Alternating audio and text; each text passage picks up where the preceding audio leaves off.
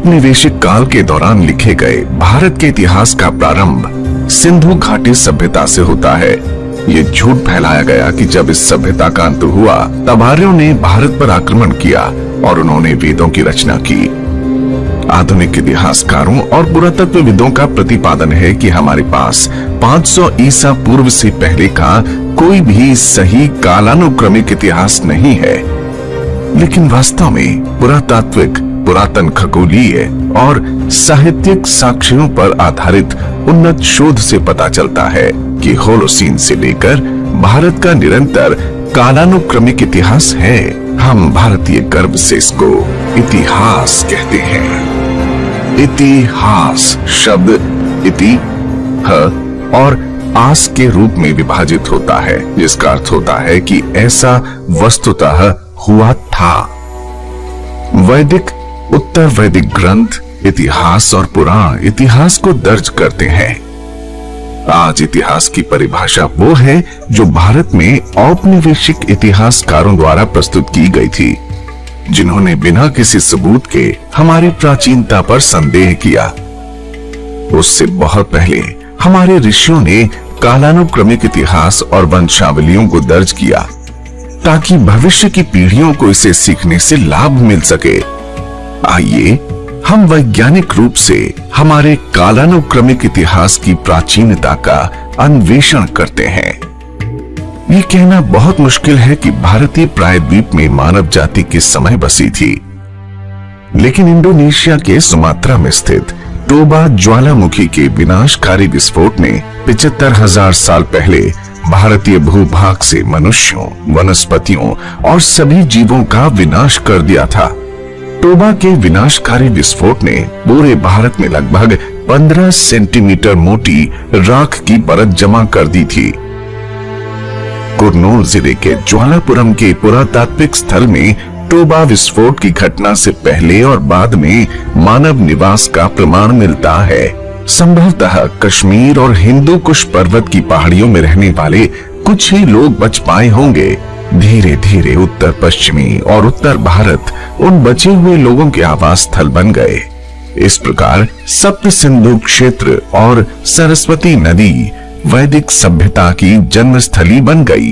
पुरातात्विक विभाग ने पूर्वी उत्तर प्रदेश के लहुरा देव झील के तट पर प्रारंभिक कृषि का समय 13,000 ईसा पूर्व से 7,300 ईसा पूर्व तक कार्बन डेटिंग द्वारा निर्धारित किया है।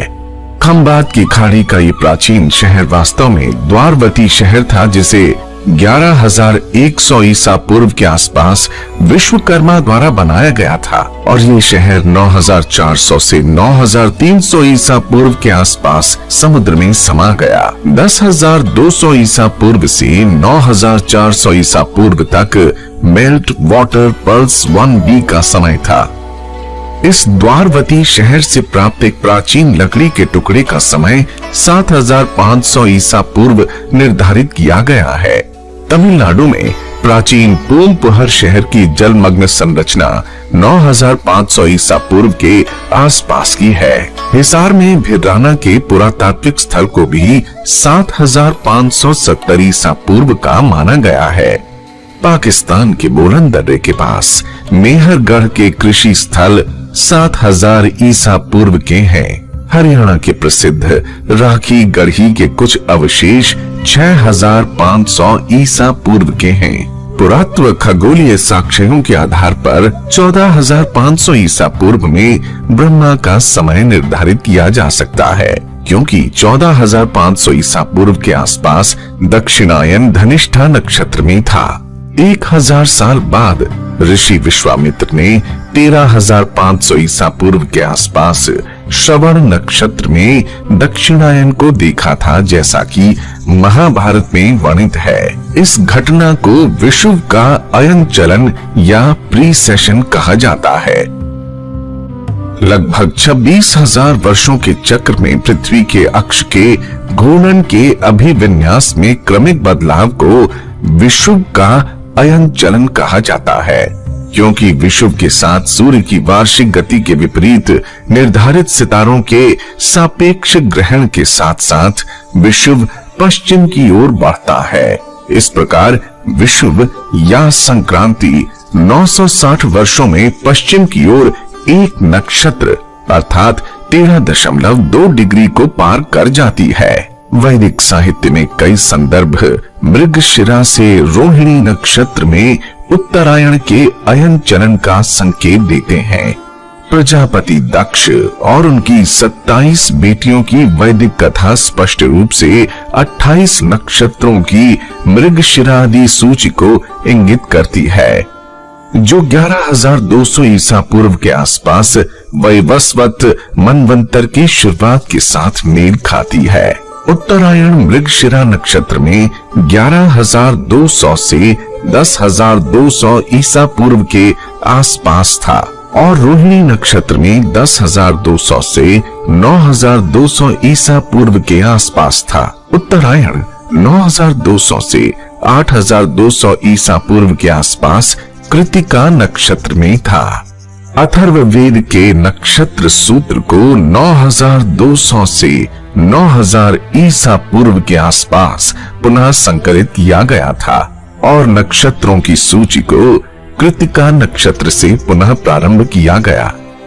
उत्तरायण जब कृतिका नक्षत्र में था तब अधिकांश संहिता ब्राह्मण और आरण्यकों को उनके अंतिम रूप में संकलित किया गया। नक्षत्रों की सूची अश्विनी नक्षत्र से ही पुनः आरंभ होती है। जब उत्तरायण 7,200 ईसा पूर्व के आसपास अश्विनी नक्षत्र में स्थानांतरित हो गया था। तैत्तिरीय ब्राह्मण इंगित करता है कि 12,000 से 11,300 ईसा पूर्व के आसपास देवता और असुरों के बीच एक बड़ा संघर्ष हुआ, जब अभिजीत यानी वेगा एक ध्रुव तारा था। शिशुमार तारा मंडल का कश्यप तारा, जो कि ग्रामा ड्रैकोनिस है, 11,000 ईसा पूर्व के शुरू में उत्तर ध्रुव पर था। ये 8,800 से 8,700 ईसा पूर्व के आसपास भी उत्तर ध्रुव पर था। शिशुमार तारा मंडल का सिर इस दौरान उत्तर ध्रुव पर था। तमिल संगम साहित्य हमें सूचित करता है कि ऋषि अगस्त्य ने 11,250 ईसा पूर्व के आसपास पहला संगम बुलाया था। कैनोपस तारा कन्याकुमारी में रहने वाले लोगों को 11,000 से 10,000 ईसा पूर्व के आसपास पहली बार दिखाई दिया, जिन्होंने इस तारे का नाम अगस्त्य रखा। कश्मीर घाटी एक हिमरूप यानी ग्लेशियल झील थी, जिसे ऋग्वैदिक काल में सतीसर के नाम से जाना जाता था। यह हिमरूप यानी ग्लेशियल झील 12,700 से 11,500 ईसा पूर्व के आसपास मेल्ट वाटर पल्स 1 की अवधि के दौरान निर्मित हुई। वराहमूल यानी बारामूला दर्रा हिमनदों यानी ग्लेशियर्स के पिघले हुए जल को रोक रहा था। नीलमत पुराण दर्शाता है कि कश्मीर घाटी एक बड़ी झील थी, जो वैवस्वत मनवंतर के दौरान आवासीय स्थल के रूप में विकसित हुई। 11,200 ईसा पूर्व के आसपास लगातार बारिश के बाद और विशालकाय उल्का पिंड के पृथ्वी से टकराव के बाद आए बड़े पैमाने पर भूकंप ने बारामूला दर्रे को खोल दिया था और सतीसर का पानी कश्मीर घाटी से बाहर निकल गया, जो मध्य, सिंध और गुजरात क्षेत्रों में भयंकर बाढ़ का कारण बनी थी। यह विनाशकारी बाढ़ वैवस्वत मनु के शासन काल में आई थी। वैदिक सरस्वती नदी की उत्पत्ति बद्रीनाथ के पास प्लक्ष प्रस्रवण में हुई थी और ये पृथुदक अर्थात पेहोवा तक बहती थी। इसके बाद वैदिक नदी सरस्वती ने कुरुक्षेत्र से दक्षिण पश्चिमी दिशा पकड़ी और हिसार, सांभर झील, पुष्कर और जोधपुर से प्रवाहित होते हुए कच्छ के महान रण तक बहने लगी। 11,200 ईसा पूर्व में बड़े पैमाने पर भूकंप के कारण सरस्वती ने अपना मार्ग बदल लिया और कुरुक्षेत्र, सिरसा से कालीबंगा और अनूपगढ़ तक पश्चिम की ओर बहना शुरू कर दिया। सतलज, यमुना और दृष्टवती सरस्वती की प्रमुख सहायक नदियां थीं। सतलज ने लगभग 14,500 से 13,000 ईसा पूर्व अपना मार्ग बदल लिया। भारतीय प्रौद्योगिकी संस्थान IIT कानपुर ने OSL पद्धति के आधार पर 13,000 ईसा पूर्व में सतलज नदी के पुरातात्विक मार्ग को दिनांकित किया। यमुना और दृष्टवती सरस्वती नदी की सहायक नदी बनी रही। वैदिक काल में यमुना की 2 धाराएं थीं, यमुना की एक धारा पश्चिम की ओर बहती थी और सरस्वती में विलीन हो जाती थी, जबकि एक अन्य धारा पूर्व की ओर बहती थी और प्रयाग में गंगा नदी में विलीन हो जाती थी।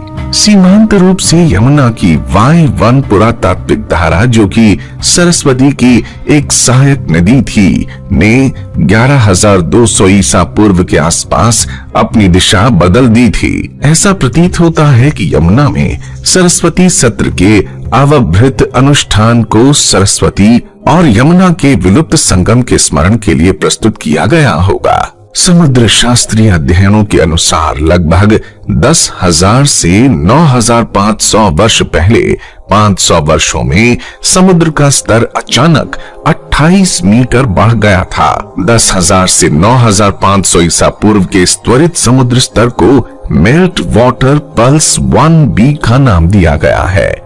इस बात की अत्यधिक संभावना है कि मेल्ट वाटर 1B के अंत में कैम्बे की खाड़ी में द्वारावती शहर 9,400 से 9,300 ईसा पूर्व के आसपास समुद्र में समा गया था। संभवतः द्वारावती शहर के क्षेत्र को पूरी तरह से डूबने में कम से कम 1,500 साल लग गए। इस प्रकार खंबात की खाड़ी में डूबे हुए शहर के क्षेत्र में पाया गया लकड़ी का वो टुकड़ा 8,000 से 7,500 ईसा पूर्व के आसपास डूबा था। मयासुर ने कृतयुग के अंत में सूर्य सिद्धांत लिखा था, जब चैत्र शुक्ल प्रतिपदा की तिथि के दिन मेष राशि में सूर्य, चंद्रमा और सभी 5 ग्रह बड़े संयोग में थे। कंप्यूटर सिमुलेशंस निर्णायक रूप से सूर्य सिद्धांत की तिथि 22 फरवरी 6,778 ईसा पूर्व रविवार को स्थापित करते हैं। सप्ताह की अवधारणा 12 साल का जोवियन चक्र, 60 साल का चक्र, 1200 वर्षों का युग, 2700 वर्षों का सप्तर्षि चक्र 6,777 ईसा पूर्व में प्रस्तुत किया गया था। इस प्रकार हम त्रेता युग की अवधि 6,777 से 5,577 ईसा पूर्व के आसपास और द्वापर युग की अवधि 5,577 से 3,177 ईसा पूर्व के आसपास तय कर सकते हैं। ये परंपरागत रूप से दर्ज है कि राम का जन्म त्रेता युग की अंतिम शताब्दी में हुआ था। इस प्रकार श्री राम का जन्म 3 फरवरी 5,674 ईसा पूर्व पुनर्वसु नक्षत्र में हुआ था, जब शनि उच्च पर था। रामायण में लक्ष्मण ने मूल नक्षत्र में एक धूमकेतु और एक ग्रह की स्थिति का वर्णन किया है। जब वानर सेना लंका की ओर कूच करने के लिए तैयार थी, ये खगोलीय अवलोकन सत्यापन योग्य है। शुक्र ग्रह 22 अगस्त से 3 सितंबर तक 5,635 ईसा पूर्व के आसपास मूल नक्षत्र में था और हेली धूमकेतु ने भी 23 अगस्त 5,635 ईसा पूर्व में मूल नक्षत्र में प्रवेश किया था। 23 अगस्त 5,635 ईसा पूर्व हेली धूमकेतु का अपैरेंट मैग्नीट्यूड 2.14 था। ये 23 अगस्त और 23 सितंबर के बीच 5,635 ईसा पूर्व में सूर्यास्त के बाद नग्न आंखों को दिखाई दे रहा था, जो कि धीरे धीरे अदृश्य हो गया। होलोसीन के बाद के समुद्र स्तर वृद्धि के अध्ययन के अनुसार श्रीलंका कम से कम 6,200 ईसा पूर्व तक भारतीय प्रायद्वीप से जुड़ा था। अंतिम pulse melt water pulse 1C MWP 1C 6,200 से 5,600 ईसा पूर्व के आसपास घटित हुआ, जिससे 140 वर्षों से भी कम समय में समुद्र के जल स्तर में 6.5 मीटर की वृद्धि हुई। जाहिर है राम सेतु का क्षेत्र MWP 1C के दौरान समुद्र से डूब गया था। शायद नल ने राम सेतु के निर्माण के लिए जमीनी स्तर को अधिकतम 2 मीटर तक ऊंचा उठाया होगा। धनुषकोडी और तलाई मानर के बीच समुद्र जल स्तर मौजूदा स्तर से कम 14 मीटर नीचे होना चाहिए। इस प्रकार रामायण के युग को 5,677 से 5577 ईसा पूर्व के आसपास स्थापित किया जा सकता है। ऐहोल शिलालेख निर्णायक रूप से महाभारत युद्ध की तारीख को 3162 ईसा पूर्व में स्थापित करता है। वास्तव में भारतीय कालक्रम में जटिल समस्याएं भारतीय प्राचीन संवतों के प्रारंभ में गलत फहमी से उत्पन्न होती हैं।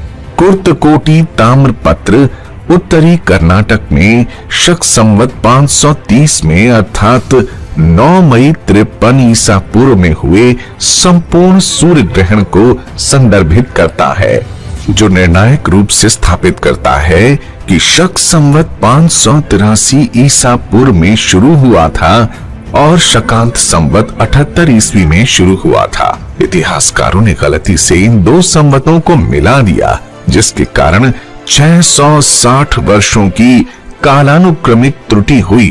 तालबुंडा के प्राणेश्वर मंदिर में पाए गए दो समकालीन तांबे के प्लेटों में से एक प्लेट को शक संवत में और दूसरी को शकांत संवत में दिनांकित किया गया है। 660 वर्षों की इस त्रुटि के अलावा बाद में जैन इतिहासकारों ने अनजाने में मौर्य राजा चंद्रगुप्त के साथ भद्रबाहु के एक शिष्य उज्जैन के राजा चंद्रगुप्त की पहचान की, जिसने महावीर को बुद्ध का समकालीन बनाया। वास्तव में बुद्ध ने महावीर निर्वाण के 675 वर्ष पहले निर्वाण प्राप्त किया था।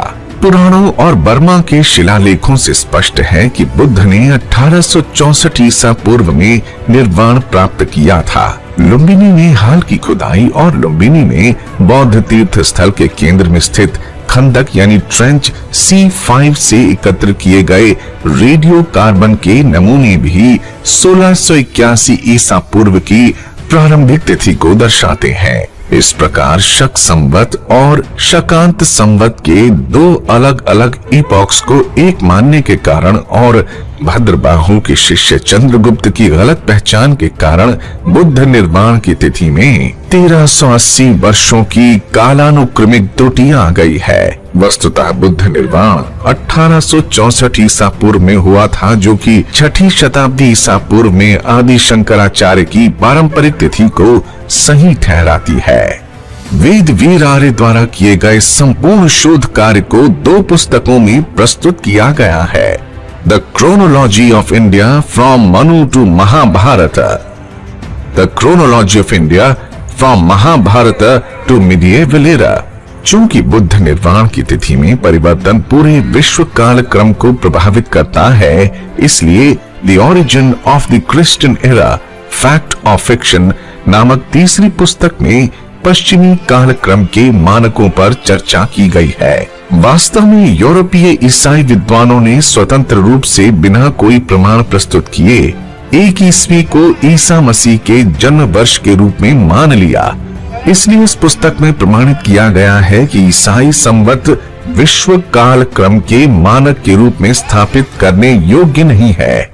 पश्चिमी कालक्रम को ऑगस्टस के समय तक ईसाई संवत के इपॉक का उल्लेख किए बिना ठीक करने की वास्तविक आवश्यकता है।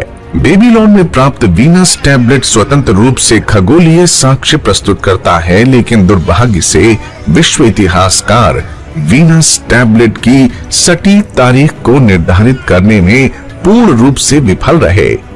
वर्तमान शोध कार्य औपचारिक रूप से दावा करता है कि वीनस टैबलेट की डेटिंग की पहेली को सफलतापूर्वक हल कर लिया गया है, जो कि पिछले 150 वर्षों से अनसुलझी थी।